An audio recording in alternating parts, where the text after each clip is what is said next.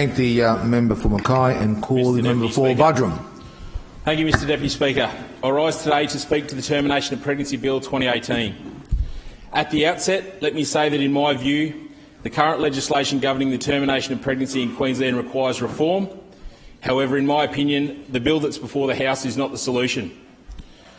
I recognise that this issue is an emotive one for many in our community, and I, like others in this House, have been inundated with representations from constituents who felt compelled to make their views known to me in relation to this issue. The overwhelming correspondence that I have received has been in opposition to this bill. I acknowledge that many in the community believe that abortion should be decriminalised. However, it is also clear that the majority of residents in my electorate have reservations with respect to how this bill deals with the issue of late-term abortion. In my opinion, abortion should only be performed by a medical professional and only for medical reasons. While I am receptive to some of the arguments addressed by this bill, I cannot support the Termination of Pregnancy Bill 2018 because, when viewed as a whole, the bill does not adequately address my concerns. Specifically, I am concerned with the manner in which the bill addresses termination of pregnancies post 22 weeks and the fact that a pregnancy can be terminated for any reason up until 22 weeks gestation. While the Queensland Law Reform Commission report provides some context as to the reason that the 22-week timeframe was used, I do not believe the report and the subsequent bill adequately considers this aspect. In arriving at the 22-week threshold, the Queensland Law Reform Commission relied on a number of studies, including studies from 2004 and 2005. Mr Deputy Speaker, it's clear that medical intervention is required for a premature baby to survive at 22 weeks. However, logically, as medical technology and techniques improve, we would expect to see an increase in the number of babies who are able to survive at or before 22 weeks gestation. I note a study published in 2015 looked at more than 5,000 babies born before 27 weeks gestation and found that babies of 22 weeks gestation had a nearly 25% survival rate with treatment. If a baby has the capacities to survive at 22 weeks, I cannot accept that such a baby should be aborted without a sound medical reason. I have considerable concerns with provisions within the bill for termination post 22 weeks due to social circumstances. The bill does not adequately clarify what social circumstances would meet the requirement and provides scope for termination on demand to extend beyond 22 weeks gestation. Mr Deputy Speaker, I am concerned that the legislation does not adequately consider the welfare of the fetus and instead focuses exclusively on the welfare of the mother.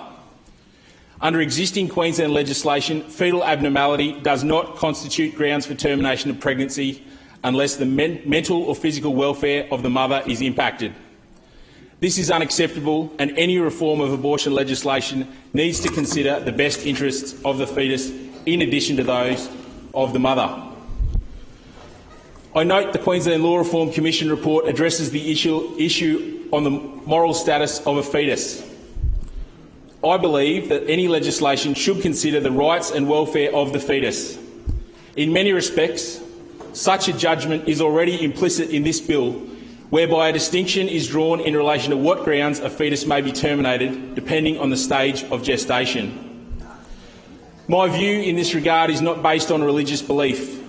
Rather, I believe we must consider the fact that as a fetus develops, it increasingly takes on the capabilities of a person.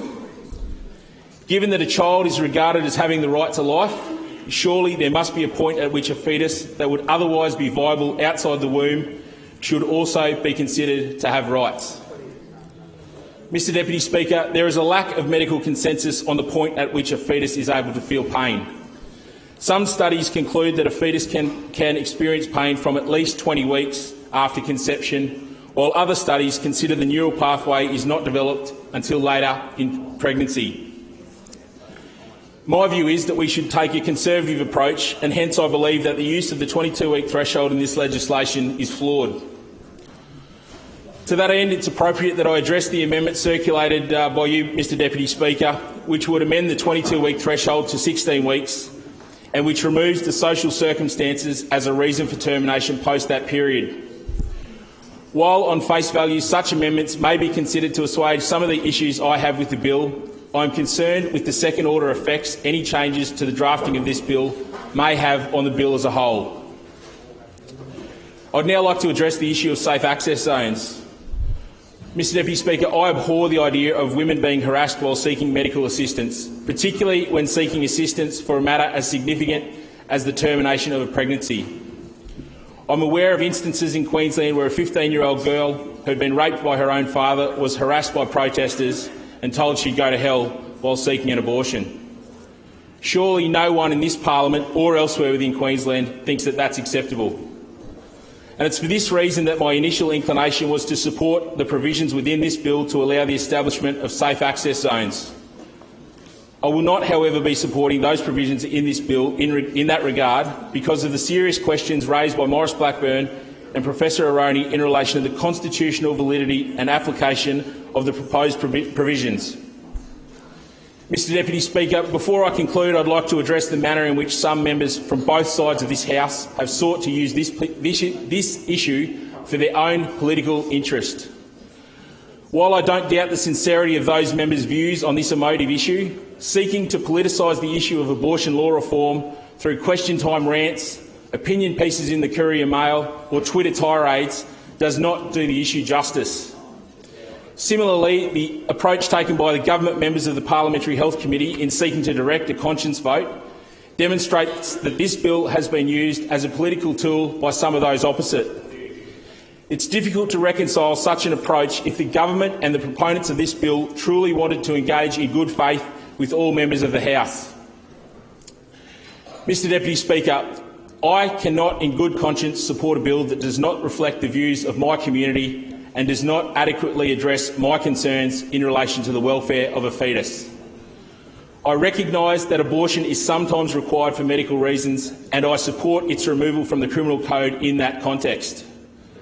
I implore those opposite to cease using abortion as a political wedge to divide Queenslanders and instead work respectfully and in good faith to remediate the genuine concerns that exist for the good of all Queenslanders.